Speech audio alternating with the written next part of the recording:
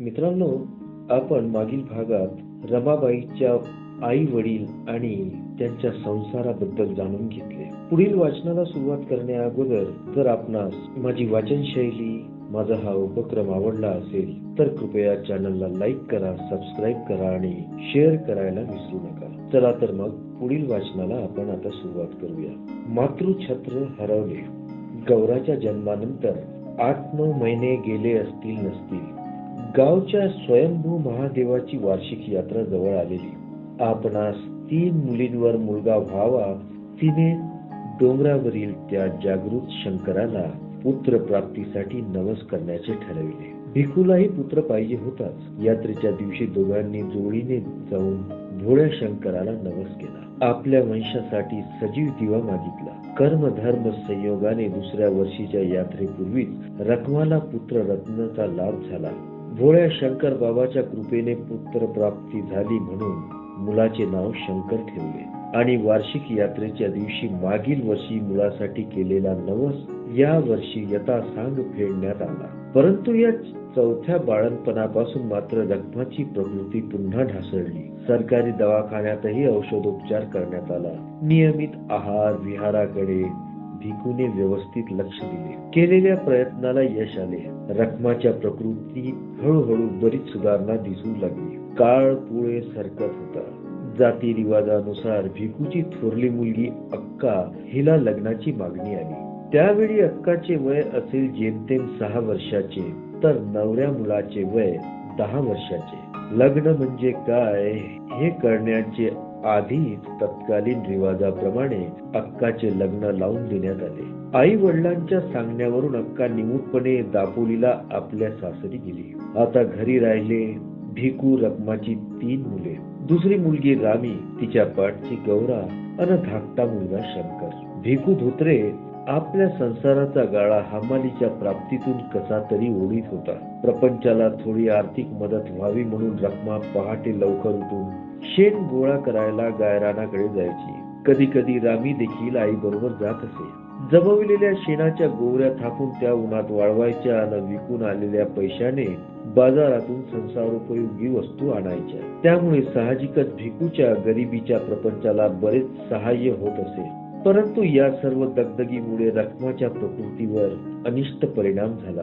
एके दिवशी तिची प्रकृती फारच बिघडली आणि त्यातच त्या माऊलीचा अंत झाला. जडता जडता कापूर नाहीसा व्हावा तशी रखमाबाई धोत्रे पंचतत्वात विलीन झाली. 3 मुली व 1 मुलगा यांना पोरके करून रखमाने जगाचा अखेरचा निरोप घेतला. भिकूची सहचरिणी अर्ध्या संसारातून उठून देवाघरी निघून गेली. भिकूवर अचानक जणू आकाशात कोसळले. पहाडासारखा अचल भिकू एखाद्या वेलीसारखा उद्ध्वस्त होऊन रखमाच्या प्रेतावर उन्मळून पडला. वेड्यासारखा रडू लागला. रखमा रखमा ही आर्त किंकाळी त्याच्या झोपडीत कितीतरी वेळ घुमत राहिली. पोरे पोरकी झाली. रामी, गौरा व शंकर या लहान मुलांची जबाबदारी आता सर्वस्वी भिकूवर येऊन पडली. रामी, गौरा व शंकर या लहान मुलांची जबाबदारी आता सर्वस्वी भिकूवर येऊन पडली. पत्नीच्या अकाली निधनामुळे भिकू मनाने खचला होता. संकटांनी पिंचला होता. तरीही बालकांच्या उदरनिर्वाहासाठी भिकू धोत्रे दाभोळ बंदरावर माशांच्या पाट्या वाहण्याचे हमाली करीत होता. आपल्या 3 मुलांच्या पालन पोषणासाठी छातीचे दुखणे असूनही निरुपायास्तव त्याला ओझे घेऊन धावावे लागे. दिवसानुदिवस त्याची प्रकृती अधिकाधिक खालावली. परंतु 2 वेळची घरातली चूल पेटावी म्हणून आजारी असूनही भिकूला निदान मुलाबाळांसाठी तरी मोलमजुरी करणे भाग होते. कुठेतरी जीवापाड कष्ट उपसल्याशिवाय त्याला पैसे मिळणे शक्य नव्हते. आलेला दिवस तो कसा तरी हिमतीने रेटीत होता. भिकूची मुलगी रामी घरातील सारी कामे यथाशक्ती उचलत होती आणि आपल्या पित्याला बाहेरची कामे करण्यासाठी स्फूर्तीही देत होती. त्याला थकलेला पाहून त्याची जमेल तशी सेवाही करीत असे. रामी देखील आपल्या आईप्रमाणे शेण व सरपण गोळा करायला रानात जायची. एके दिवशी रामीला रानातून यावयास बराच उशीर झाला. अंधार पडू लागला. मुलगी अजूनही घरी न आल्यामुळे भिकू घाबरला. भीतीमुळे व काळजीमुळे त्याची छाती धडधडू लागली. तो रामीला शोधायला रानाकडे धावला. त्याने दुरूनच रामीला जोराने हाक दिली. आपला बा आपल्या शोधित येत असल्याचे बघून तिनेही त्याच्या हाकेला ओ दिली आणि थोड्याच अवधीत रामी आपल्या वडिलाच्या जवळ येऊन पोहोचली देखील. जवळ येऊन बघते तर भिकू आपल्या छातीवर हात ठेवून बसलेला. आज अचानक भिकूच्या छातीत दुखू लागले होते. प्राणांतिक वेदना होऊ लागल्या. बसणे देखील त्याला अशक्य झाले होते. तो तिथे जमिनीवर लोटला. त्याला रक्ताच्या उलट्या होऊ लागल्या. ते दृश्य पाहून रामीनं हंबरडाच फोडला. मोठमोठ्याने आक्रोश करून ती रडू लागली. जवळच्या शेतात काम करणारे लोक धावून आले. सर्वांनी भिकूला उचलून त्याच्या घरी आणले. डॉक्टरला बोलावण्यात आले, परंतु डॉक्टरच्या येण्यापूर्वीच भिकूचे प्राण देहाच्या पिंजऱ्यातून उडून गेले होते. भिकू धुत्रे पंचतत्वात विलीन झाला. आपल्या मुलाबाळांना पोरके करून त्याने जगाचा निरोप घेतला. आपले वडील आपणास पोरके करून निघून गेलेले बघून, म्हणजेच पित्याचे निधन झालेले बघून रामीने मोठ्याने हंबरडा फोडला. गौरा व शंकर आक्रोश करू लागले. भिकू धुत्रेचे निधन झाल्याची वार्ता सर्वत्र पसरली. शेजारी पाजारी व जाती बांधव जमलीत आणि त्याचा अंत्यविधी आटोपण्यात आला. माता पित्याविना पोरक्या झालेल्या रामी, गौरी आणि शंकर या तिन्ही मुलांची जबाबदारी त्यांचा चुलता व मामा यांनी सांभाळली. ते दोघेही मुंबईच्या भायखळा मार्केटमध्ये असलेल्या चाळीत राहत असत. शेवटी मामाने त्या तीनही मुलांना मुंबईला आपल्या घरी आणले. विवाह. रामजी सुभेदाराचे घराणे अस्पृश्य गणल्या गेलेल्या महार जातीचे. रामजीचे मूळ आडनाव सपकाळ, परंतु त्यांचे पूर्वज रत्नागिरी जिल्ह्यातील आंबावडे नामक खेड्यात राहत होते, म्हणून त्यांना आंबावडेकर असेही म्हणत असत. परंतु आंबावडेकर हे नाव उच्चारायला कठीण वाटायचे, म्हणून प्राथमिक शाळेतील आंबेडकर नामक ब्राह्मण गुरुजी भीमाला आंबेडकर आडनावाने हाक मारीत. शाळेच्या रजिस्टर मध्येही तशी नोंदणी करण्यात आली. रामजी सुभेदारांनाही हा बदल आवडला. तेव्हापासून त्यांचे आडनाव आंबेडकर पडले. साताऱ्यातील लष्करी छावणीतील प्राथमिक शाळेत भीम आंबावडेकरचा आंबेडकर झाला. भीमराव हे रामजी सुभेदाराचे 14वे अपत्य. भीमराव हे रामजी सुभेदाराचे 14वे अपत्य. आईचे नाव भीमाबाई. भीमाचा जन्म इंदूर जवळील महू छावणीमध्ये दिनांक 14 एप्रिल 1891 रोजी झाला. मातोश्री भीमाबाईच्या नावाला अनुरूप असे भीम हे नाव ठेवण्यात आले. लाडाने त्याला भिवा म्हणत असत. सर्व अपत्यामध्ये भीम हा लहान असल्यामुळे माता पित्याचा तो अतिशय लाडका होता. रामजी सुभेदारांनी नोकरीनिमित्त साताऱ्याला बिराड केल्यानंतर थोड्याच दिवसांनी भीमाबाईचे देहावसान झाले. उन्हा पुऱ्या 6व्या वर्षी भीम जगातील निर्वाज्य मातृप्रेमाला अंतरला. मातेच्या निधनानंतर भीमाचा सांभाळ त्याची आत्या मीराबाई हिने केला. रामजी सुभेदाराचा साताऱ्यातील नोकरीचा काळ संपला तेव्हा त्यांनी आपले बिराड मुंबईला आणले. परळ विभागातील डबकचाळीत ते राहू लागले. भीम प्रथम काही दिवस मराठा माध्यमिक शाळेत जाऊ लागला. पुढे मुंबईतील एल्फिन्स्टन विद्यालयामध्ये भीमाचे नाव दाखल करण्यात आले. दूर असलेल्या एल्फिन्स्टन हायस्कूल मध्ये भीम दररोज पैदल जात असे. डबक चाळीतील अंधाऱ्या खोलीत राखेलच्या मिळमिळत्या दिव्याच्या अंधुक प्रकाशात भीमाच्या अध्ययनास सुरुवात झाली.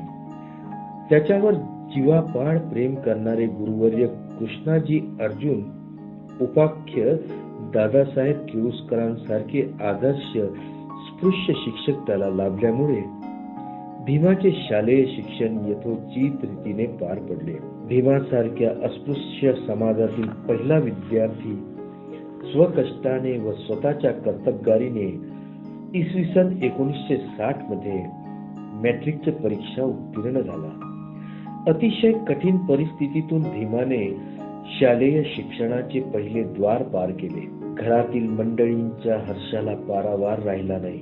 महार समाजाला ही गोष्ट मोठी भूषणावह ठरली. डबक चाळीतील मंडळीकडून भीमाचा यथोचित सत्कार करण्यात आला. सत्यशोधक समाजाचे पुढारी एस के बोले हे त्यावेळेस अध्यक्षस्थानी होते. सत्काराच्या वेळी भीमरावास केळुस्कर गुरुजीने महात्मा गौतम बुद्धाचे चरित्र भेट दिले. हा अपूर्व सोहळा बघून रामजी सुभेदाराच्या मनातला आनंद गगनात मावेना. आजपर्यंत केलेल्या कष्टाचे चीज झाल्याचे त्यांना जाणवले. त्यांचे डोळे आनंदाश्रूने आणि अंतःकरण अभिमानाने भरून आले. त्यावेळी मुला मुलींचे विवाह लहानपणी होत असत. भीम मॅट्रिक झाल्यामुळे त्याचाही विवाह करण्याचा बेत रामजी सुभेदारांनी ठरवला. दाभोळ बंदरावर हमालीचे काम करणाऱ्या वरंद गावकरांच्या भिकूजी धोत्रेचे सुस्वरूप मुलगी रामजी सुभेदारांनी सून म्हणून पसंत केली. दोघांच्याही जन्मनामावरून वधूवराचे गुण मिलन करण्यात आले. सुदैवाने 36 गुण उतरले. ही वधू निश्चित केल्यास ती भीमाची स्फूर्ती देवता ठरेल व त्याच्या भाग्योदयाला कारणीभूत होईल असे भविष्य ज्योतिष्याने वर्तवले. वधूच्या आई वडिलांचे निधन लहानपणी झाल्यामुळे मुंबईलाच मामाकडे राहत होती. चिरंजीव भीमराव रामजी आंबेडकर आणि ची सौका रामी भिकूजी धोत्रे यांच्या विवाहाची शुभ तिथी निश्चित करण्यात आली. त्या काळी विवाह समारंभासाठी योग्य जागेची मुंबई शहरात मोठी अडचण भासायची. आता सारखी मंगल कार्यालय तेव्हा मुंबईत नव्हती. प्रस्तुत लग्न सोहळा कुठे करायचा हा यक्ष प्रश्न दोन्ही पक्षासमोर उभा राहिला. शेवटी भायखळ्यातील मासोळी बाजारात लग्न लावायचे सर्वसंमतीने ठरवण्यात आले. भायखळा बाजारात मासोळी विकण्याकरिता टीनाच्या पत्र्याचे 3-4 शेड बांधलेले होते. बाजार उठल्यानंतर भायखळा मार्केटमध्ये रात्री लग्नविधी करण्याचे निश्चित केले. सायंकाळी तेथील एका टीनाच्या पत्र्याच्या छपरात एका कोपऱ्यात नवरी मुलीकडील मंडळी होती. जवळच्या गटारातून घाण पाणी झुळझुळ वाहत होते. ठिकठिकाणी पसरलेला मासोळीचा दर्प, परंतु याची पर्वा कोणाला होती. लग्नाचे वेळी तेथील चबुतऱ्याचा उपयोग बाकाप्रमाणे बसण्यासाठी करण्यात आला. विवाहाची शुभ घटिका भरत आली. सनई मंजूळ आलाप घेऊ लागली. चौघडा वाजू लागला. नवरा व नवरी विवाहस्थळी आणण्यात आले. लग्न सोहळा यथाविधी पार पडला. भीमाने रामीच्या गळ्यात आणि रामीने भीमाच्या गळ्यात पुष्पमाला घातली. अक्षता उधळल्या गेल्या. भीम व रामी शुभ मंगल क्षणी सर्वांच्या साक्षीने एकरूप झाले. विवाहाकरिता आलेल्या सर्व मंडळींना सुग्रास भोजन देण्यात आले. सकाळी कोळीने बाजारात यावच्या आत हा लग्न समारंभ उरकण्यात आला. भिकूजी धोत्रेच्या रामीने रामजी आंबेडकरांच्या घरी सून म्हणून गृहप्रवेश केला. लक्ष्मी पूजनानंतर सुनेचे नाव रमा ठेवण्यात आले. सळपातळ, लाजाळू, अबोल अन सुस्वरूप रामी अस्पृश्य समाजात प्रथमतः मॅट्रिक झालेल्या भीमरावाची रमाबाई झाली. इंग्रजी कालमानानुसार तो 1907 सालातील डिसेंबर महिना होता. लग्नाची वेळी रामीचे वय सुमारे 9 वर्षाचे तर भीमरावचे वय 17 वर्षाचे होते. रमाबाईचा विवाह अल्प वयात झाला असला तरी पुढे आंबेडकर घराण्याच्या नंदादीप त्यांनी स्वकष्टाने उज्ज्वल ठेवला. डॉक्टर भीमराव आंबेडकरांच्या महान कार्याची ज्योत अखंड प्रज्वलित ठेवणारी ती भीमाची स्फूर्तीदायक ठरली. तर मित्रांनो, आजचं वाचन आपण इथेच थांबवूया. माझा हा उपक्रम, माझी ही वाचन शैली आवडली असेल तर कृपया चॅनलला लाईक, सबस्क्राईब आणि शेअर करायला विसरू नका. धन्यवाद.